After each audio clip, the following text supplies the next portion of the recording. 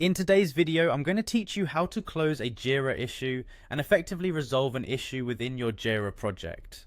Let's dive right in and make sure you have a seamless experience managing your project tasks. To begin with, you'll want to navigate to your Jira board or project. This is where all your tasks and issues are organized. Once you're on your board, look for the issue that you'd like to close. This could be something that's been resolved recently, or an old task that's been completed and just needs that final confirmation. It's important to review the details of this issue to ensure everything's in order before closing it out.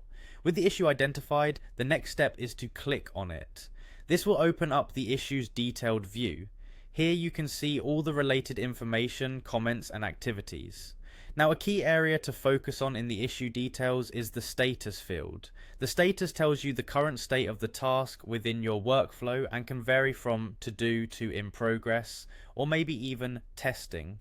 When you locate the status field, the next thing to do is to click on it. This action opens up a drop-down menu.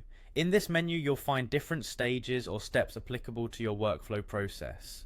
If your project is following a standard structure, you'll likely see options like Done or Resolved. Selecting one of these options is how you mark the issue as closed. Choosing Resolved or Done essentially communicates that no further work is needed on this issue. This step is critical as it helps keep your team's progress clear and organized, ensuring that everyone has a clear picture of what's going on. Once you've updated the issue's status to indicate closure, simply head back to your board. You'll see the visual change that reflects that the issue has been moved to its final stage in your workflow. Now, if you prefer a more visual approach, alternatively you can drag and drop the issue directly into the Done column on your board. This method is particularly useful if you're a fan of Kanban style boards where issues are often moved physically by dragging to different lanes or columns that represent different stages of completion. It's as simple as that.